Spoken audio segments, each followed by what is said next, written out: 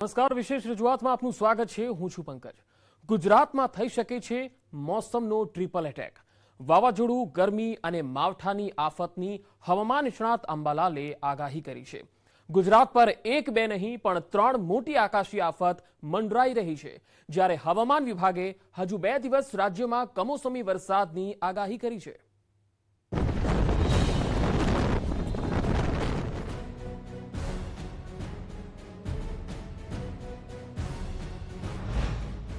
गुजरात पर घात लगभग मंगल कर्क राशि में जैसे 9-10 तारीख आसपास અને 11મી તારીખથી રાત્રે સૂર્ય કૃતિકા નક્ષત્રમાં આવશે.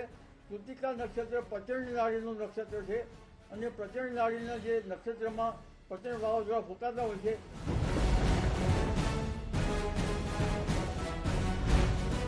गुजरात पर थशे ट्रिपल अटैक. એટલે 2 થી 3 ચક્રવાતોની સંભાવના આ ઉનાળા મે અને જૂન માસમાં જણાય છે.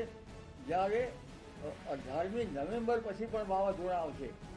એટલે અને એ વાવાઝોડા જે છે એ આ વર્ષ જે છે 2023નું એ સાયક્લોનનું રહેશે અને ચક્રવાતનું રહેવાની સંભાવના રહેશે. અંબાલાલની મોટી આગાહી. 25 કે 28 મીથી વધારે જોવા મળશે અને 28 મીથી 4 જૂન વચ્ચે અરબ સાગરમાં એક મધ્યમ પ્રકારનું ચક્રવાત આવવાની શક્યતા રહેશે. કચિત ત્યાંનો માર્ગ ઓમાન તરફ હોય તો પણ પશ્ચિમ સૌરાષ્ટ્રના ભાગો, કચ્છના ભાગો અને દક્ષિણ ગુજરાતના ભાગો અને સૌરાષ્ટ્રના દક્ષિણ દરિયાઈ ભાગોમાં વરસાદ થવાની શક્યતા રહે.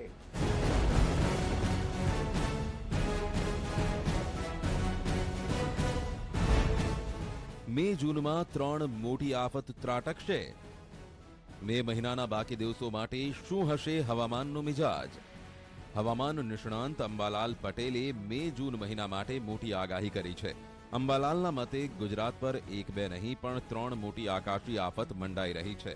ખાસ કરીને બંગાળની ખાડીમાં એક મોટા ચક્રવાતની હલચલ શરૂ થઈ છે. ચક્રવાત તો બંગાળની ખાડીમાં છે, પરંતુ દરેક ગુજરાતવાસીઓને સવાલ થઈ રહ્યો છે કે આખરે બંગાળની ખાડીના ચક્રવાતની ગુજરાત પર કેવી અને કેટલી અસર થઈ શકે. આ તમામ સવાલોના જવાબો અંબાલાલ પટેલે આપ્યા. લગભગ મંગળ કર્ક રાશિમાં જશે 9-10 તારીખ આસપાસ અને 11મી તારીખથી રાત્રે સૂર્ય કૃતિકા નક્ષત્રમાં આવશે. કૃતિકા નક્ષત્ર પ્રચંડ નાડીનું નક્ષત્ર છે અને પ્રચંડ નાડીના જે નક્ષત્રમાં પ્રચંડ વાવાઝોડા ફૂંકાતા હોય છે. એટલે આ વાવાઝોડું જે છે ગ્રહોની દ્રષ્ટિએ જોઈએ તેમજ જે ઇમેજની દ્રષ્ટિએ જોઈએ તો આ બંને દ્રષ્ટિએ જોતા સુસંગત થાય છે કે આ વાવાઝોડું રૌદ્ર સ્વરૂપ ધારણ કરી શકે તેમ છે અને એની ઝડપ પ્રતિ કલાકે લગભગ 100 કિલોમીટર ઉપરની થઈ શકવાની સંભાવના છે. મે મહિનામાં ગુજરાત પર 3 મોટી આકાશી આફત. અંબાલાલના મતે હવે પછીના દિવસોમાં ભુક્કા બોલાવી દેતી ગરમી તો પડવાની છે, પણ ફરીથી આંધી વંટોળનો પ્રકોપ રહી શકે છે. એટલું જ નહીં, ફરી એક વખત ખેડૂતો પર માવઠું આફતરૂપ બનીને આવી શકે છે. અંબાલાલ પટેલે તારીખો સાથે 3 આફતોની આગાહી કરી છે. અંબાલાલની મોટી આગાહી. 11-12 મે ગુજરાતમાં વાતાવરણમાં પલટો આવી શકે. 11-12મીએ ગુજરાતમાં વાદળછાયું વાતાવરણ થઈ શકે. 8મીથી રાજ્યમાં ગરમી વધશે. 11મીથી ગરમી આકરી બનશે. ગરમી ઉપરાંત મે મહિનામાં ફરી વાતાવરણમાં પલટો આવી શકે. 11 થી 18મી મે વચ્ચે રાજ્યમાં આંધી વંટોળનું પ્રકોપ રહેશે. 11 થી 18 મેમાં કેટલાક વિસ્તારમાં હળવો વરસાદ થઈ શકે. એમાં ગુજરાત રાજ્યમાં આપણે જોવા જઈએ તો એની અસરથી ક્વચિત 11-12 તારીખમાં વાદળા આવી શકે, પરંતુ એ વાદળા અરબ સાગરના ભેજના કારણે આવી શકે. બાકી તો રાજ્યમાં આ વાવાઝોડાના કારણે ગરમી સખ્ત વધી શકે અને ગરમી તો લગભગ 8મી મેથી જ વધવાની શક્યતા છે અને માર્ચના મધ્યમાં પણ ગરમી વધવાની શક્યતા છે.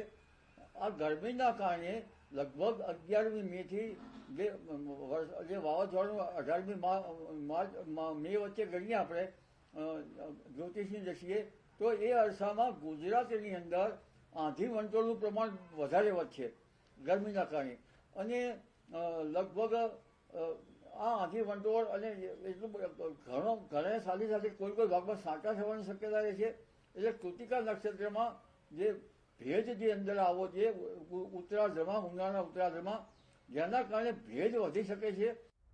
એવું નથી કે બંગાળની ખાડીમાં માત્ર એક જ વાવાઝોડું ત્રાટકી શકે છે. અંબાલાલના મતે બેક ટુ બેક વાવાઝોડાઓ ત્રાટકશે અને તેથી જ તેમણે વર્ષ 2023ને નામ પણ આપી દીધું છે. ગુજરાતમાં 2023નું વર્ષ વાવાઝોડાનું હશે અને ફરી આ વાવાઝોડાને કારણે ગુજરાતમાં કમોસમી વરસાદ થઈ શકે છે. મે મહિનામાં ગુજરાત પર 2 મોટી આકાશી આફતની આગાહી કરવામાં આવી છે. હવામાન નિષ્ણાંત અંબાલાલ પટેલે મોટી આગાહી કરી છે. બંગાળની ખાડીમાં ચક્રવાત, ગુજરાત પર તેની અસર થઈ શકે છે. 11મી બાદ વાવાઝોડું રૌદ્ર સ્વરૂપ ધારણ કરી શકે છે. વાવાઝોડાની ઝડપ પ્રતિ કલાકે 100 કિલોમીટરની હોઈ શકે છે. બંગાળની ખાડીમાં વાવાઝોડું, જ્યારે ગુજરાતમાં આકરી ગરમી પડશે. વરસાદ જે છે એ લગભગ દક્ષિણ પૂર્વીય તટો ઉપર ભારે વરસાદ પડવાની શક્યતા રહે છે. અલબત્ત ગુજરાતમાં ગરમી પડશે, પણ ગુજરાતમાં સમુદ્રમાં હલચલ જોવા મળશે, અરબી સમુદ્રમાં. અને જ્યારે રોહિણી નક્ષત્ર આવશે અને જ્યારે જૂનની શરૂઆતમાં આવશે ત્યારે અરબ સાગરમાં હલચલથી બીજું ચક્રવાત થવાની શક્યતા રહે છે. પરંતુ અત્યારે બેક ટુ બેક એક તો આ તો ચક્રવાત છે અને દક્ષિણ ગોળાર્ધમાં બીજું એક હળવું દબાણ આકાર લઈ રહ્યું છે. એટલે જેમ western disturbance back to back આવે છે એમાં આ ભારે વાવાઝોડું અને બેક ટુ બેક બીજું જે એક આકાર લઈ રહ્યું છે સામાન્ય હળવું ચક્રવાત. એટલે બેક ટુ બેક દરિયો બંગાળના ઉપસાગરનો તોફાની બનશે અને આ તોફાન ભારે છે અને તારીખ 10 લગભગ 12, 13, 14 એ તારીખમાં તો થશે, પણ તે પછી લગભગ 18, 19 ને 20 તારીખમાં ઉપસાગરમાં ભારે ઊંચા મોજા ઉછળશે. ગુજરાતમાં ગરમી પડશે, જ્યારે સમુદ્રમાં હલચલ જોવા મળશે. જૂનની શરૂઆતમાં અરબ સાગરમાં બીજું ચક્રવાત સર્જાઈ શકે છે. એક વાવાઝોડા બાદ બેક ટુ બેક બીજું વાવાઝોડું ત્રાટકશે. ગુજરાતના દરિયાકાંઠા વિસ્તારમાં ઊંચા મોજા ઉછળી શકે છે. 25 કે 28 મીથી દવા વધારે જોવા મળશે અને 28 મીથી 4 જૂન વચ્ચે અરબ સાગરમાં એક મધ્યમ પ્રકારનું ચક્રવાત આવવાની શક્યતા રહેશે. ક્વચિત ત્યાંનો માર્ગ ઓમાન તરફ હોય તો પણ પશ્ચિમ સૌરાષ્ટ્રના ભાગો, કચ્છના ભાગો અને દક્ષિણ ગુજરાતના ભાગો અને સૌરાષ્ટ્રના દક્ષિણ દરિયાઈ ભાગોમાં વરસાદ થવાની શક્યતા રહે. હજુ 2 દિવસ કમોસમી કહેર. રાજ્યમાં હજુ 2 દિવસ કમોસમી વરસાદની હવામાન વિભાગે આગાહી કરી છે. હવામાન વિભાગે સૌરાષ્ટ્ર, ઉત્તર ગુજરાત, દક્ષિણ ગુજરાતના કેટલાય વિસ્તારોમાં વરસાદની આગાહી કરી છે, જ્યારે 9 મેથી અમદાવાદમાં યલો એલર્ટની આગાહી કરવામાં આવી છે. વરસાદ બાદ તાપમાનમાં 3 થી 4 ડિગ્રી તાપમાન વધશે. गुजरात स्टेट में डे 1 डे 2 में हम ट्रेन एक्सपेक्ट करें और कल भी देखा रिले ट्रेन में स्कैटर्ड हो गया सौराष्ट्र कच्छ में, गुजरात रीजन में आइसोलेट हो गया. बट डे 1 में भी अभी एक साउथ ईस्ट राजस्थान में एक साइसर है, उसके इन्फ्लुएंस से हमें बारिश एक्सपेक्ट करें पूरा गुजरात रीजन में. आइसोलेट ट्रेन ही एक्सपेक्ट करें, isolate train and thunder activity. Day 2 में रिडक्शन हो जाएंगे. डे 2 में खाली 4-5 डिस्ट्रिक्ट में एक्सपेक्ट करें. રાજ્યમાં માર્ચથી શરૂ થયેલી માવઠાની માર્ચ, એપ્રિલ અને મે મહિનામાં નોનસ્ટોપ ચાલુ છે. તેવામાં હવામાન નિષ્ણાંત અંબાલાલની આગાહીનું માનીએ તો આકાશી આફત મે, જૂન મહિનામાં પણ યથાવત જ રહેવાની છે. એટલે ગુજરાતવાસીઓ આફતનો મુકાબલો કરવા માટે થઈ જાવ તૈયાર.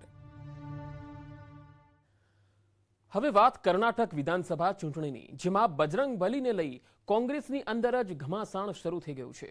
કર્ણાટકમાં કોંગ્રેસે જેવું પોતાના ચૂંટણી ઢંઢેરામાં બજરંગ દળ પર બેનનો ઇરાદો જાહેર કર્યો તો ભાજપ આક્રમક મૂડમાં આવી ગયું. પ્રધાનમંત્રી નરેન્દ્ર મોદીએ કોંગ્રેસ પર તાબડતોડ પ્રહાર શરૂ કરી દીધા.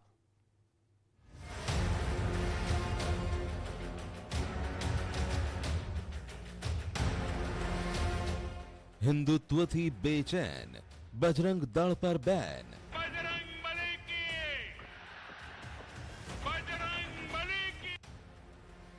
बजरंग दल पर वार, हिंदू आपसे मत.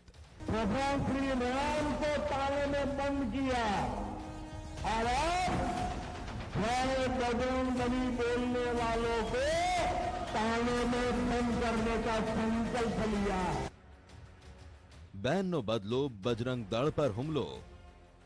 जब पोलिंग बूथ में बटन दबाओ ना तब जय बजरंग बली बोल करके सजा दे देना इनको।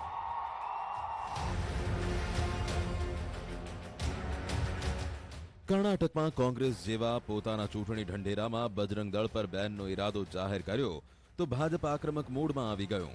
પ્રધાનમંત્રી મોદીએ કોંગ્રેસ પર તાબડતોડ પ્રહાર શરૂ કરી દીધા. लेकिन दुर्भाग्य देखिए, जब मैं आज हनुमान जी की पवित्र भूमि को प्रणाम करने के लिए आया हूं, उसी समय कांग्रेस पार्टी ने अपने मैनिफेस्टो में बजरंग बली को थाने में बंद करने का निर्णय किया है. કર્ણાટકમાં કોંગ્રેસનો ચૂંટણી ઢંઢેરો જાહેર થતા જ ભાજપે પોતાની રાજકીય લડાઈ બજરંગ દળથી શરૂ કરી બજરંગ બલી પર પહોંચાડી દીધી. કોંગ્રેસના ઘોષણાપત્રમાં બજરંગ બળને જેવી બેન કરવાની વાત સામે આવી, ભાજપે હનુમાનની ધરતીથી કોંગ્રેસને હિન્દુ વિરોધી ગણાવી દીધું. Bajrang Dal is not a terrorist organization. Bajrang Dal is not a anti-national organization. Bharat के एकता के लिए संघर्ष करने वाले, बलिदान देने वाले संस्था है बजरंग दल. उनको बयान करने का जो निर्णय किया है सिर्फ मुस्लिम वोटों के लिए किया है. वो कहते हैं हम पीएफआई पे प्रतिबंध लगाएंगे, पीएफआई पे तो प्रतिबंध लगा हुआ है. वो कहते हैं हम बजरंग दल पे प्रतिबंध लगाएंगे. राज्य सरकार को, किसी भी राज्य सरकार को संगठन पे प्रतिबंध लगाने का अधिकार ही नहीं है. ये अधिकार सिर्फ केंद्र सरकार के पास है. કર્ણાટક ચૂંટણીમાં બજરંગ દળ પર બેનની વાત ખુદ કોંગ્રેસ માટે ગળાની ફાંસ બની ચૂકી છે. કોંગ્રેસી નેતાઓને તે ડર સતાવા लाग्यो છે કે ધર્મની આસ્થા સામે રમત ક્યાંક ચૂંટણી પર ભારે ન પડી જાય. कांग्रेस पार्टी के भीतर कुछ ऐसे नेता हैं जो बीजेपी को मदद करने वाले फैसले करते हैं. कर्नाटक में हम जीतने के कगार पे हैं, लेकिन अभी तक हमारे गले में पहले जहरीला सांप पड़ गया, अब बजरंग बली को छेड़ दिया, अब हनुमान जी की पूंछ में आग लगा दी. इसकी क्या जरूरत थी? कर्नाटक के चुनाव में पार्टी के मैनिफेस्टो में ये शामिल करना मुझे नहीं लगता कि इसकी कोई जरूरत थी. We have no proposal, and I can tell you as a leader, we have no proposal to ban Bajrang Dal. આ પહેલા પણ કોંગ્રેસ પ્રધાનમંત્રી મોદી પર ઝેરી સાપવાળું નિવેદન આપી પોતાની ફજેતી કરાવી ચૂક્યું છે. પ્રધાનમંત્રી મોદી આ પહેલા પણ અપશબ્દો પર કોંગ્રેસને ઘેરી ચૂક્યા છે, જેના કારણે કોંગ્રેસ બેકફૂટ પર આવી ચૂકી છે અને હવે બજરંગ દળ પર બેનની માંગણી બાકીની ખોટ પૂરી કરી દેશે. व्यक्ति भी हो सकता है, अगर वो जाति और धर्म के नाम पर कहने से फैलाता है, ठीक है, भड़काता है, उसके खिलाफ आप मुकदमा दर्ज करो. भारतीय जनता पार्टी बुखलाई हुई है. अगर आप पिछले 10 वर्ष का ट्रैक रिकॉर्ड उठा के देखें, उसको संज्ञान में ले, भारतीय जनता पार्टी ने कभी अपनी परफॉर्मेंस के ऊपर कोई चुनाव नहीं लड़ा. जब मौका आता है चुनाव का तो ऐसा ध्यान भटका देते हैं आपका. પ્રધાનમંત્રી નરેન્દ્ર મોદીએ કર્ણાટકમાં બજરંગ બલીના મુદ્દાને ક્યાં અને કેવી રીતે ઉઠાવ્યો તે પણ જરા જોજો. એવી માન્યતા છે કે બજરંગ બલી હનુમાનજીનું જન્મસ્થળ કર્ણાટકમાં છે. કર્ણાટકના કોપ્પલ જિલ્લાના અંજનાદ્રી પર્વત પર બજરંગ બલીનો જન્મ થયો હતો.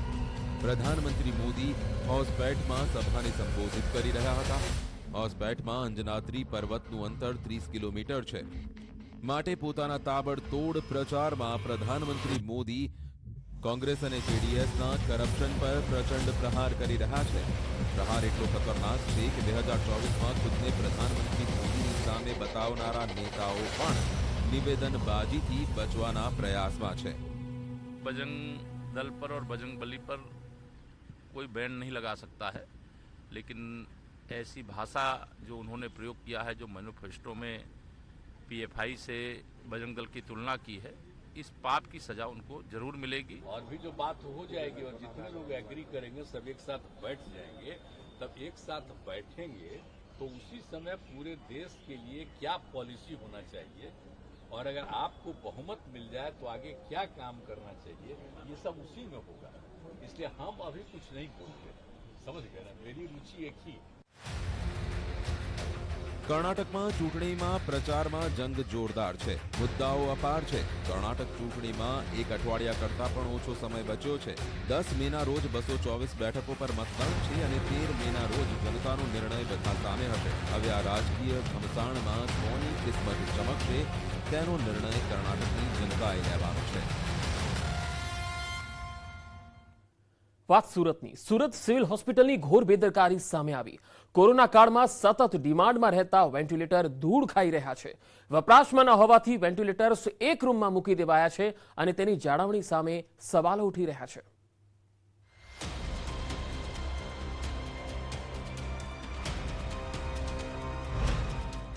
સુરત સિવિલ હોસ્પિટલની ઘોર બેદરકારી.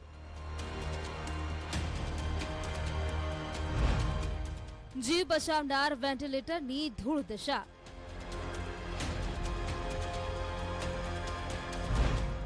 બેદરકારી દાખવનાર સામે થશે કાર્યવાહી. જુઓ આ વેન્ટિલેટરની દશા.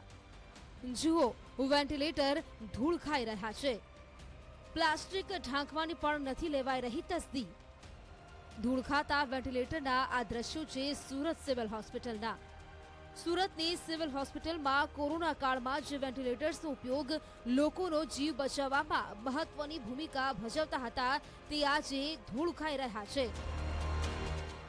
લોકોના જીવ બચાવનારા વેન્ટિલેટર હાલ વેન્ટિલેટર પર. સુરત સિવિલ હોસ્પિટલમાંથી જે દ્રશ્યો સામે આવી રહ્યા છે તે સૌ કોઈને આંચકો આપનારા છે. એક તરફ સરકાર દ્વારા ગરીબ દર્દીઓને સારી સારવાર મળે તે માટે લાખો રૂપિયાના સાધનો વસાવવામાં આવતા હોય છે. બીજી તરફ ધૂળ ખાઈ રહેલા વેન્ટિલેટરને સુરક્ષિત રાખવા માટે તેને ઢાંકવામાં પણ નથી આવ્યા.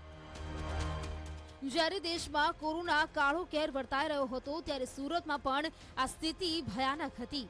આ સમયે કેન્દ્ર સરકારની ગ્રાન્ટમાંથી તાત્કાલિક સિવિલ હોસ્પિટલને 100 જેટલા વેન્ટિલેટર પૂરા પાડવામાં આવ્યા હતા.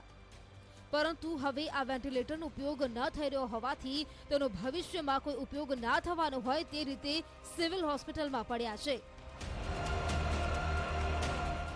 આ વેન્ટિલેટર પર હવામાન કે પ્રદૂષણની અસર ન થાય તે માટે તેની જાળવણી કરવાની પણ તસદી લેવામાં નથી આવી રહી. મશીનોની સાફ સફાઈની વાત તો બાજુમાં રહી, પરંતુ તેના પર ધૂળના થર ના બાજવે તેવા પ્રયાસો પણ કરવામાં નહોતા આવ્યા. કોરોના કાળમાં લોકોનું જીવન બચાવવા માટે વેન્ટિલેટર સૌથી મહત્વના હતા. જો કે વેન્ટિલેટર ઘટી ગયા હતા, જેને લઈને પીએમ ફંડમાંથી 100 જેટલા વેન્ટિલેટર સુરત સિવિલ હોસ્પિટલને આપવામાં આવ્યા હતા. જો કે આ વેન્ટિલેટર હાલ વેન્ટિલેટર પર પહોંચી ગયા છે, કારણ કે વેન્ટિલેટર પરની ધૂળ સાફ કરવાની તંત્રને કહી શકાય સમય નથી, પણ આ વેન્ટિલેટર પર પ્લાસ્ટિક ચડાવવાનો સમય નથી. દ્રશ્ય જોઈ શકાય છે કે સુરત સિવિલ હોસ્પિટલ કે જ્યાં આજે પણ દર્દીઓ વેન્ટિલેટર માટે આવતા હોય છે, વેન્ટિલેટર ન હોવાને લઈને કેટલાક દર્દીઓના મોત થતા છે, ત્યારે કેન્દ્ર સરકાર એટલે કે પીએમ મોદી ફંડમાંથી આપવામાં આવેલા 100 જેટલા વેન્ટિલેટરોની દશા અને દુર્દશા જોઈ શકાય છે. આ વેન્ટિલેટર હોસ્પિટલના કામમાં લેવા માટેની મંજૂરી પણ મળી ગઈ છે, તે છતાં પણ સિવિલ હોસ્પિટલનું રેડિયાર તંત્ર આ તમામ વેન્ટિલેટરને એક રૂમમાં બંધ મૂકી દીધા છે. તેની ઉપર કહી શકાય મોટા પ્રમાણમાં ધૂળ આવી ગઈ છે. આ વેન્ટિલેટર લોકોનો જીવ બચાવનાર વેન્ટિલેટર હાલ ખુદ પોતે વેન્ટિલેટર પર પહોંચી ગયા છે, કારણ કે ધૂળને લઈને મશીનરી બગડી રહી છે. પ્લાસ્ટિક ચડાવવાનો તંત્ર પાસે સમય નથી, ત્યારે બીજી બાજુ જે રૂમમાં કહી શકાય કે આ વેન્ટિલેટર મૂકવામાં આવ્યા છે, ચોક્કસ વેન્ટિલેટરની સાચવણી માટે પંખો અને લાઇટ ચાલુ રાખવામાં આવ્યા છે. જે પ્રકારે આ વેન્ટિલેટર બંધ રાખવામાં આવ્યા છે તેને લઈને ફરી સુરતની નવી સિવિલ હોસ્પિટલ વિવાદમાં આવી છે. વેન્ટિલેટર જે રૂમમાં રાખવામાં આવ્યા છે ત્યાંના પંખા અને લાઇટો ચાલુ રાખવામાં આવી છે, પરંતુ તેની સફાઈની કોઈ કાળજી કેમ લેવામાં નથી આવી રહી તેવા મોટા સવાલ અહીં ઊભા થઈ રહ્યા છે. જ્યારે આ મામલે સિવિલના સુપ્રિન્ટેન્ડન્ટને પૂછવામાં આવ્યું તો તેમણે દાવો કર્યો કે વેન્ટિલેટર એક રૂમમાં સાચવીને રાખ્યા છે. ઇન્ચાર્જને ઓર્ડર પણ આપવામાં આવ્યો હોવાનો દાવો થયો, જેથી મહિને તેની સફાઈ કરવામાં આવે. એકચ્યુઅલી અમારા જે વેન્ટિલેટર છે અત્યારે કોવિડ નથી અને કોવિડના પેશન્ટ આવતા નથી, એટલે અમે એક રૂમમાં સાચવીને રાખેલા છે અને એને અમે ઇન્ચાર્જને ઓર્ડર પણ આપેલું છે કે મહિને એને સફાઈ કરીએ અને જે પણ બગડેલું છે એને બાયોમેડિકલ એન્જિનિયર અમારા છે એ પણ ચેક કરે છે કોઈ બગડેલું છે. સફાઈ થાય છે રેગ્યુલરલી મહિને અત્યારે એ યુઝમાં નથી એટલે એના પર તો ધૂળ તો જામે.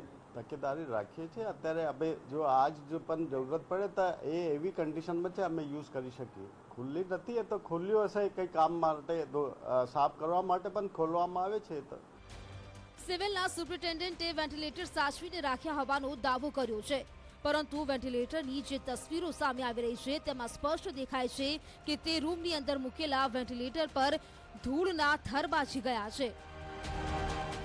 સુપ્રિન્ટેન્ડન્ટ એવું પણ બોલી રહ્યા છે કે હાલ તેનો ઉપયોગ નથી થતો એટલે ધૂળ તો જામે. જ્યારે પ્લાસ્ટિક કેમ ઢાંકવામાં ન આવ્યું તે સવાલ કરવામાં આવ્યો તો સુપ્રિન્ટેન્ડન્ટે જે જવાબ આપ્યો તે સાંભળો. અત્યારે એ યુઝમાં નથી તો એના પર ધૂળ તો જામી જ જાય.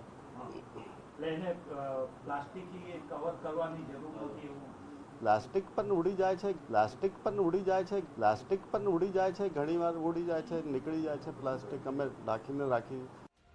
હવે સવાલ એ થઈ રહ્યો છે કે આ વેન્ટિલેટર ધૂળ ખાઈ રહ્યા છે અને તેની યોગ્ય રીતે જાળવણી કરવામાં નથી આવી રહી. તેના માટે જવાબદાર કોણ? શું આ મામલે જવાબદારો સામે યોગ્ય પગલાં ભરવામાં આવશે? આ ગંભીર મામલે ગાંધીનગરથી સુપ્રિન્ટેન્ડન્ટ પાસે જવાબ માંગવામાં આવશે. કીર્તિશ પટેલ, ન્યૂઝ 18 ગુજરાતી, સુરત. દિલ્હીમાં હાઈ પ્રોફાઇલ તિહાર જેલમાં ગેંગસ્ટર ટિલ્લુ તાજપુરિયાની હત્યાની જવાબદારી ગોલ્ડી બરાડ અને લોરેન્સ બિશ્નોઈ ગેંગે લીધી છે. પણ ગોલ્ડી બરાડે આવું કેમ કરાવ્યું? આખરે એવું શું થયું કે તે ટિલ્લુની જીવનો દુશ્મન બની ગયો? તો તેની પાછળ છે બંને ગેંગ વચ્ચેની જૂની અદાવત, જેની શરૂઆત દિલ્હી એનસીઆરની કુખ્યાત ગેંગસ્ટર જીતેન્દ્ર ગોગીની જાહેરમાં હત્યા બાદ થઈ હતી.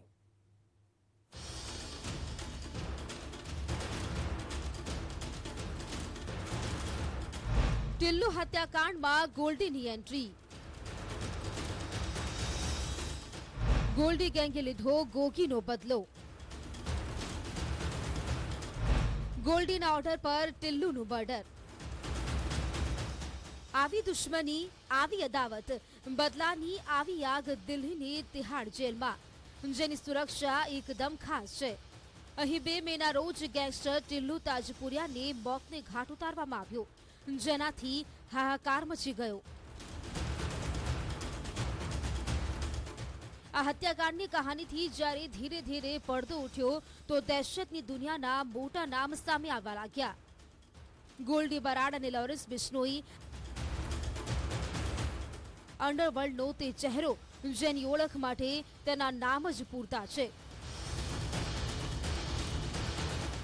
તે પછી ટિલ્લુ તાજપુરિયા હોય કે પછી લોરેન્સ બિશ્નોઈ કે પછી ગોલ્ડી બરાડ, આ તે ખૂંખાર અપરાધી હતા કે જે કોઈ પણ જેલમાં હોય છે તે કોઈ અનહોનીની આશંકાથી જેલ વહીવટી તંત્રના ધબકારા પણ વધી જાય છે. તિહાડ જેલમાં પણ ગેંગ વોરની આવી જ ઘટના થઈ ચૂકી છે. તો સવાલ છે કે ગોલ્ડી બરાડ ટિલ્લુ તાજપુરિયાની જાનનો દુશ્મન કેમ બન્યો? શું गोल्डी बराड़ बदलानी आग में बड़ी रहो હતો? और यहीं से सीन में एंट्री हुई दिल्ली एनसीआर के एक और कुख्यात जितेंद्र गोगी की. एक वक्त वो था जब देश की राजधानी दिल्ली और आसपास के इलाके में जितेंद्र गोगी की तूती बोलती थी. खौफ ऐसा कि लोग उसके नाम से थर-थर कांपते थे. लेकिन 2 साल पहले उसकी हत्या कर दी गई. बस અહીંથી શરૂ થઈ બદલાની કહાની, જે માટે ગોલ્ડી બરાડ અને લોરેન્સ બિશ્નોઈની ગેંગ રઘવાઈ થઈ છે. હકીકતમાં ટિલ્લુ